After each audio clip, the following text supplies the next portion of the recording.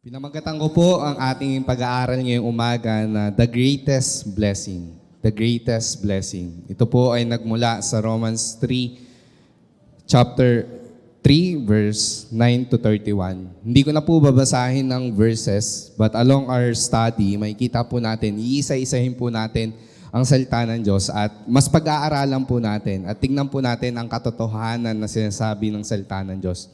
Ngunit bago po tayo magpatuloy sa ating pag-aaral, tayo po muna ay panandali ang manalangin at humingi ng gabay sa ating Panginoon. Sama-sama po tayong manalangin. Ama naming nasa langit, kami po muli ay lumalapit sa inyo sa umagitan ng ang Panginoong Kristo.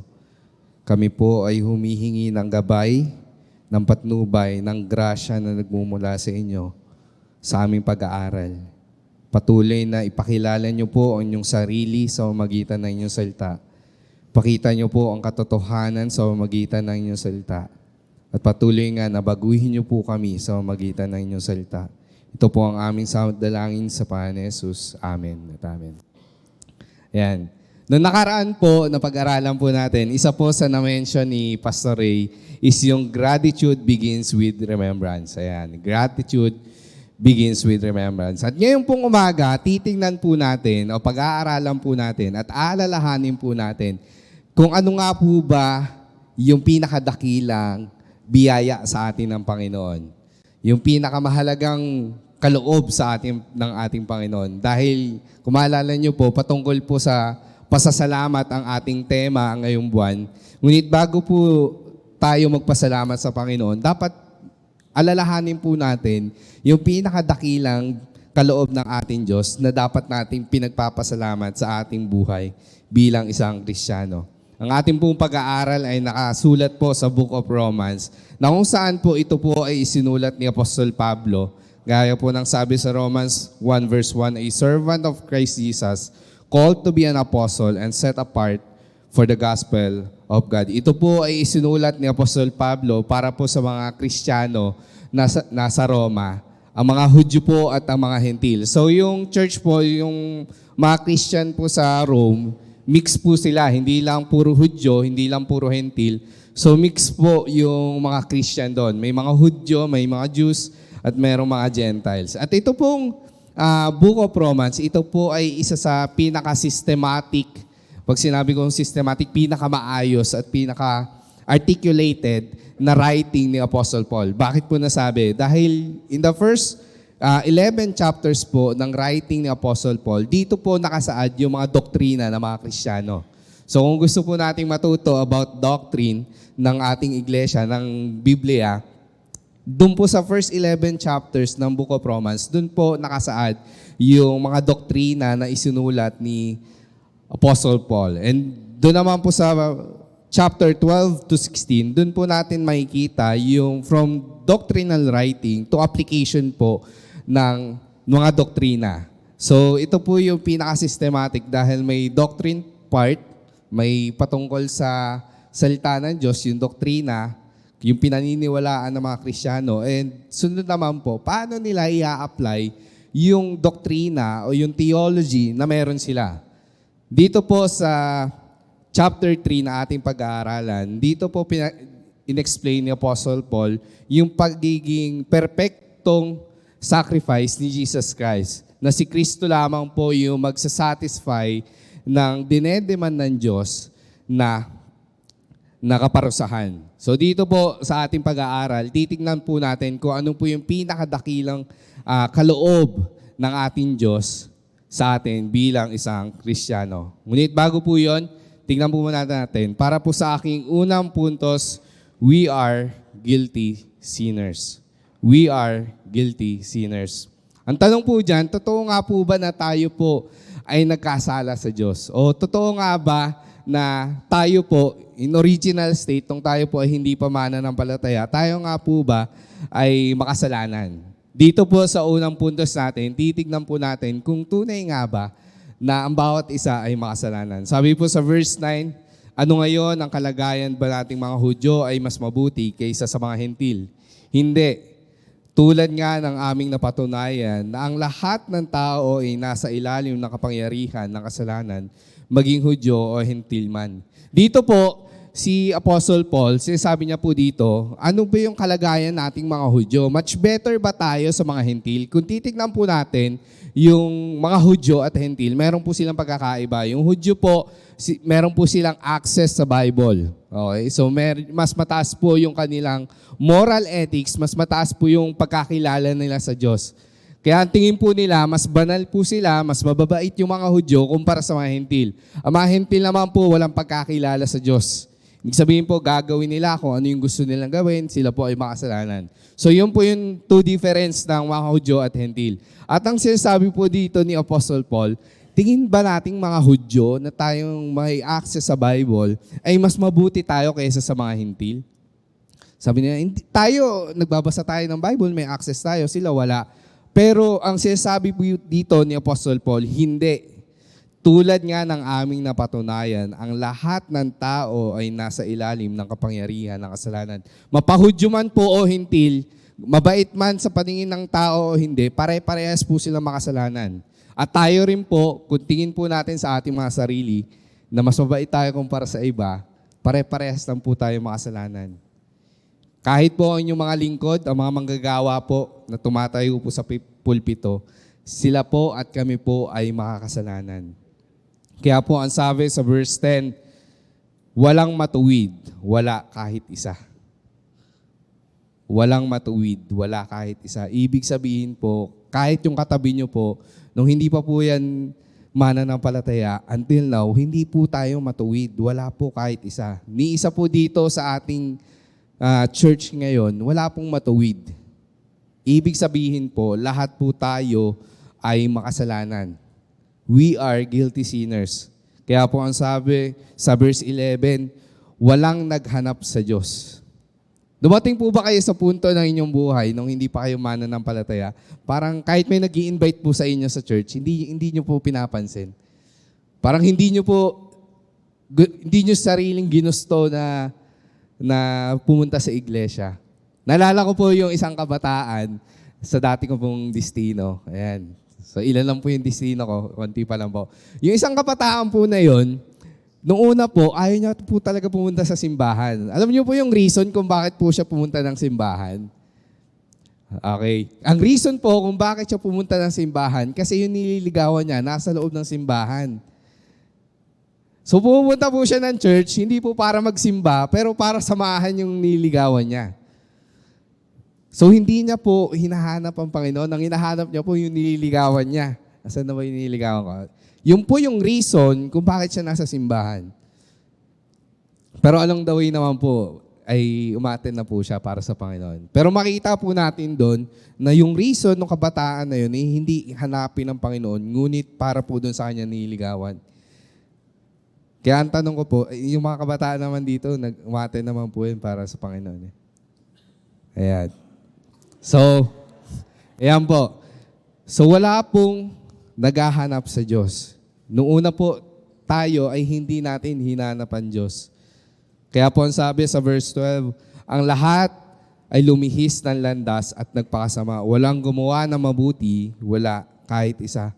Dito po pinapakita na ang bawat isa po sa atin, sa panahon po nila at sa panahon ngayon, ang lahat po ay lumihis ng landas at nagpakasama. Hindi man po tayo kasing sama nung iba na pumapatay, na gumagawa ng krimen, pero sa pamamagitan po ng mga kasalanan na ating ginagawa, tayo po ay lumihis at tayo po ay gumawa ng masama. Sino po dito yung hindi pa nagsinungaling kahit kailan? Siya po.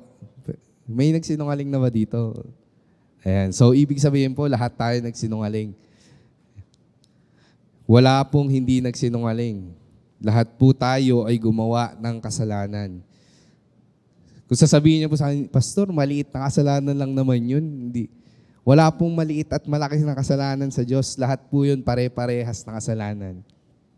Kaya ibig sabihin po, lahat po tayo ay lumihis ng landas at nagpakasama. Wala pong gumawa na mabuti, wala kahit isa. Sabi, grabe naman, Pastor. Ba't parang sobrang makasalanan naman natin? In reality po, opo, makasalanan po talaga ang bawat isa sa atin. Kaya po ang sabi sa verse 13, Parang bukas na libingan ang kanilang lalamunan. Pananalita nila'y pawang panlilin lang. Ang labi nila'y may kamandag ng ahas. Makikita po natin dito, sabi rin po sa verse 14, puno ng pagmumura at masasakit na salita ang kanilang bibig. So tayo po, nawa po, tayo ay nabago na ng Panginoon. Tayo po ba ay puno pa rin ng pagmumura at masasakit na salita ang kanilang bibig? Yun po yung reality. Sino po dito yung never pa nagmura? Okay. So lahat rin po tayo nagmura. Ayan. Siguro po, yung iba ay hindi pa nagsalita po ng masasakit na salita sa kapwa.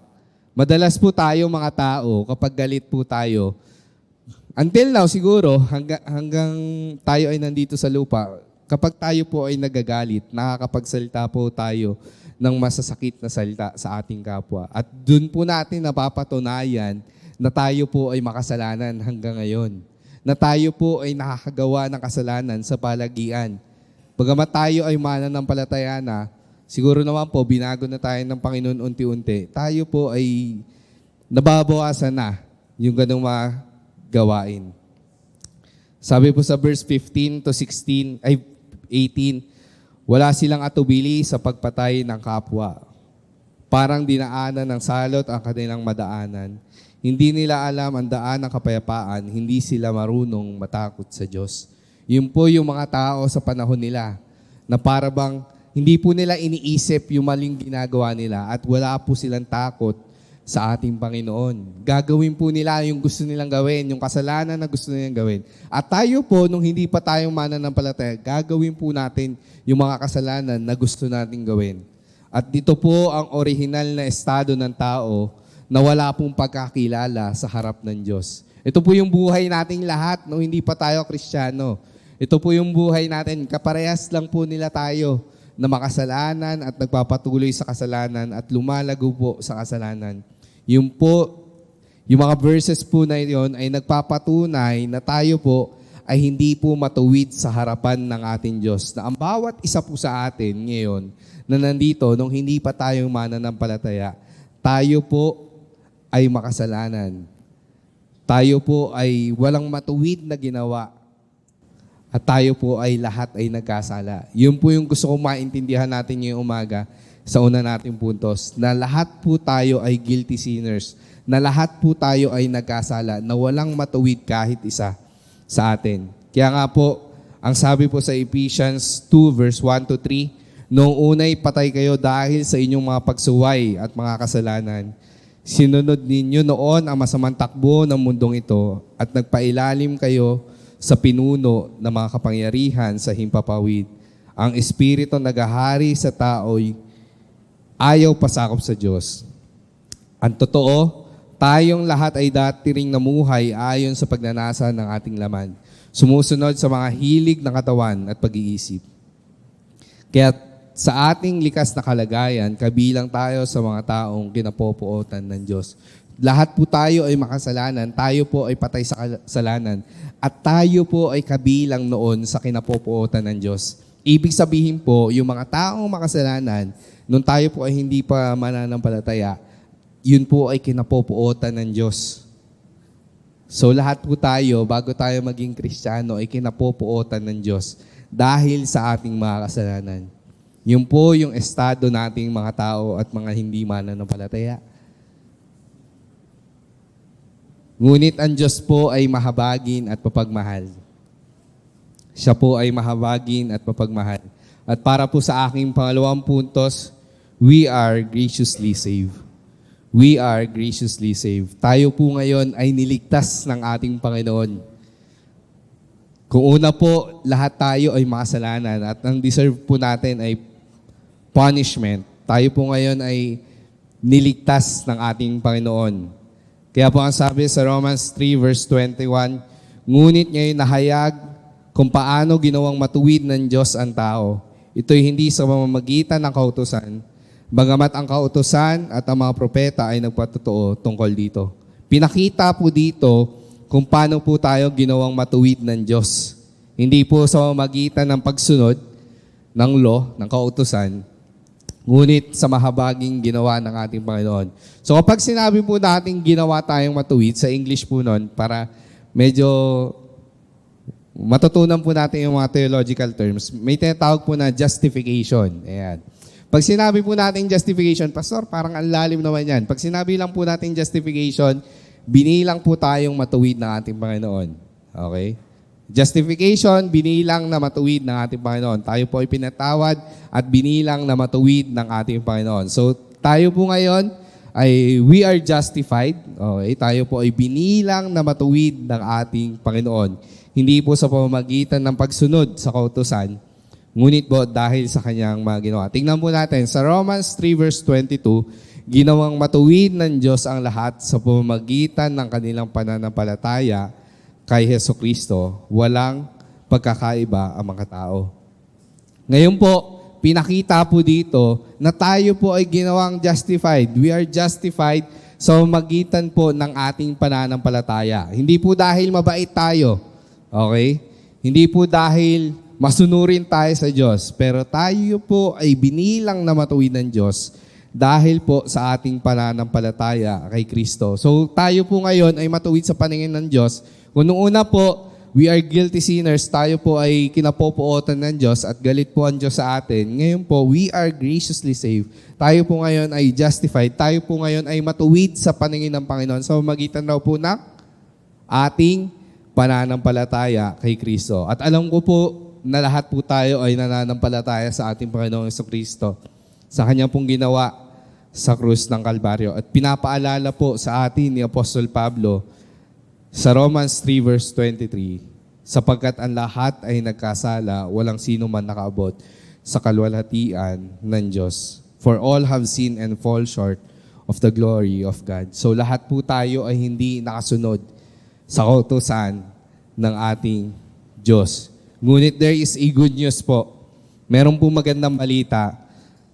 Sabi po sa Romans 3 verse 24, ngunit dahil sa kanyang kagandahang loob na walang bayad niyang binigay, sila ay itinuring na matuwid sa pamamagitan ni Jesucristo na siya nagpapalaya sa kanila. Ganun po kaganda yung kagandahang loob ng ating Panginoon. Hindi po tayo karapat-dapat. Kumbaga po, lahat po tayo ay makakaranas ng kanyang parusa. Hindi po tayo karapat-dapat. Ngunit tayo po ay pinili ng Diyos, binigyan niya po tayo ng kagandahang loob niya, ipinaranas niya ang kagandahang loob niya sa atin, na wala pong bayad. Okay? Wala pong bayad. At tayo po ay itinuring na matuwid sa pamamagitan ng Kristo, na siya po nagpapalaya sa atin.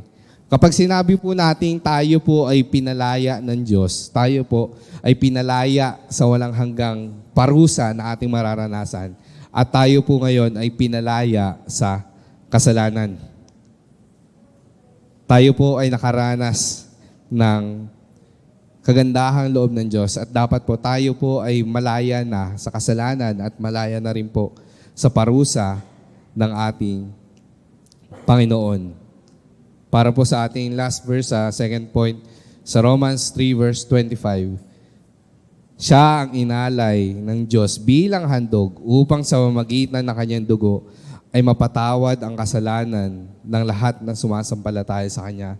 Ginawa ito ng Diyos upang patunayang siya'y matuwid, sapagkat noong unang panahon ay nagtimpi siya at pinagtiisan ng kasalanang nagawa ng mga tao. Dito po, si Kristo po mismo yung naging alay. Kapag titingnan po natin yung system ng paano pinapatawad ng Diyos ang mga tao, noong Old Testament po, sila po ay nag-aalay. Okay? So nag-aalay po sila sa mercy seat. Okay? Yung mercy seat po, nandun po yung very present ng ating Panginoon. Okay? So yung Ark of Covenant, may cover po siyang mercy seat. So nandun po yung very presence ng ating Panginoon. Nandun po yung presensya ng ating Panginoon. So yung mga high priest po, sila po ang nag-aalay ng dugo dun sa mercy seat para po sa ipagpapatawad ng kasalanan. So once a year po, pupunta po sa templo yung mga high priest, pumapasok po sila doon at nag-aalay po ng dugo sa mercy seat upang sa kapatawaran ng kasalanan ng mga tao. So, yearly po nila ginagawa yon para mapatawad ng Panginoon. Sila ng Panginoon. At ngayon po, dito po sa salita na to, sa verse na ito, sa verse 25, makikita po natin dito yung propitiation. Ayan, tingnan po natin. Yung propitiation po, dito po yung isang word na kung saan medyo malalim po siya, pero hayaan nyo po na explain ko. Yung propitiation po, ito po ay galing sa word na hilisterion, na kung saan po, ito po yung may pagkahulugan na mercy seat. Na si Jesus Christ raw po, dito po pinakita na inalay ni Kristo ang kanyang buhay para po sa ikapagpapatawad ng kasalanan ng tao. So, ibig sabihin po, dati po sa Old Testament, yearly sila nag-aalay at ngayon po, dugo mismo ng ating Panginoong Jesucristo ang inalay para po sa ipagpapatawad ng ating mga kasalanan. So tayo po ngayon ay pinatawad na yung ating mga kasalanan dahil sa kamatayan ng ating Panginoong Jesucristo. Yun po ang pinakadakilang regalo sa atin ng Panginoon, yung kaligtasan na meron tayo sa ating Panginoong Jesucristo. Sabi po sa verse 26, ngunit ngayon ay ipinapakita ng Diyos na siya'y matuwid at ituring niyang matuwid ang mga sumasampalataya kay Kristo. Kaya't ano ngayon ang ating ipagmamalaki? Wala. At bakit naman tayo magmamalaki? Dahil ba sa ating pagsunod sa kautusan? Hindi. Kundi dahil sa pananampalataya kay Kristo. Kung gayon maliwanag sa pamamagitan ng pananampalataya, itunuring na matuwid ang tao at hindi sa pamamagitan ng pagtupad sa kautusan. Ibig sabihin po, lahat tayo, we are justified, tayo po ay binilang matuwid dahil po sa ating Panginoong Jesucristo at hindi po natin yun pwedeng ipagmalaki. Wala po tayong ipagmamalaki sa harapan ng ating Panginoon. Even po yung pananampalataya na meron tayo ngayon, iyon po ay kaloob ng ating Diyos. Kaya ang tanong po dyan, meron ba tayong ipagmamalaki sa harapan ng ating Panginoon? Meron bang magsasabi na meron akong ginawa, kaya meron tayong dapat ipagmalaki? Wala po tayong dapat ipagmalaki. Ni isa po sa atin, wala. Kung gayon po, pinakita po ng Diyos yung kanyang pag-ibig. Isipin niyo po, tayo po ay nagkasala sa ating Diyos. Tama po ba? At ang Diyos din po mismo ang nag-provide para po ma-reconcile, magkasundo po tayo, makabalik po tayo sa Kanya. Siya po mismo yung nagpadala sa Kanyang anak upang tayo po ay tubusin. Ibig sabihin po, tayo na yung nagkasala, tinurungan pa rin tayo, nag-send help pa rin po ang ating Panginoon para tayo po ay maligtas. Ganun po kadakila ang pag-ibig ng ating Panginoon. Tayo po, yung Kanyang habag at biyaya ay napakasagana sa atin. Ngayon po, dahil naranasan po natin yung masaganang biyaya ng ating Panginoon, yung kaligtasan na nagmumula sa ating Panginoon, ano po yung dapat nating gawin? Ano po yung dapat nating gawin? At para po sa aking huling puntos, we are gratefully serving. We are gratefully serving. Ang sabi po dito sa verse 29 and 30, ang Diyos ba'y Diyos lamang ng mga Hudyo? Hindi ba't Diyos din ng mga Hentil? Oo, siya'y Diyos din ng mga Hentil, sapagkat iisa lamang ang Diyos. Kapwa niyang itinuring matuwid ang mga Hudyo at ang mga Hentil. Naalala niyo po kanina yung term na justification. Tayo po ay itinuring na matuwid ng ating Panginoon sa magitan ng pananampalataya lamang. At dito po pinapakita ni Apostol Pablo na hindi po nila basta lamang pinapakita dito na hindi lamang sila naging matuwid, yung mga Hudyo, ngunit pati po yung mga Hentil. Naalala po natin, kagaya po nung minensyon kanina, yung mga Hudyo po ay meron po silang access sa Bible. So, mas nasusunod po nila yung salita ng Diyos kumpara sa mga Hentil. So, meron po silang mga law patungkol po sa ceremony, mga ceremonial law. Yun po ay nasusunod nila at nagagawa po ng mga Hudyo. At yung mga Hentil po, dahil wala po silang access dun sa Bible, hindi po nila nagagawa yon. At dito po makikita po natin, yung justification, yung pagiging matuwid, ay hindi lamang para sa mga Hudyo, ganun din po para sa mga Hentil. So yung lordship o yung kingship ng ating Diyos ay hindi lamang po sa mga Hudyo. Yung salvation ay hindi lamang po para sa mga Hudyo. At ganun din po para sa mga hentil. Kaya po ang sabi dito, kapwa niyang itinuring matuwid ang mga Hudyo at mga hentil batay sa kanilang pananampalataya. Hindi po nakabase sa ginagawa ng mga Hudyo o ng mga hentil yung kaligtasan nila. Hindi po dahil mas nasusunod ng mga Hudyo yung ceremonial law, sila na ay magiging matuwid. Hindi porket nasusunod lang ng mga hentil yung moral law, ay sila na ay hindi magiging matuwid. Sila po ay tinuring na matuwid sa pamamagitan po ng pananampalataya. At para po sa ating last verse, pinawalang saysay ba namin ang kautusan dahil sa pananampalatayang ito? Hinding-hindi. Sa halip, pinagtitibay pa namin ito. O sa English po, do we then overthrow the law by this faith? By no means. On the contrary, we uphold the law. Magbigay po tayo ng konting emphasis dito sa we uphold the law. Dito po, yung Greek word po dito ay histanomen, na may ibig sabihin pong stand firm or abide.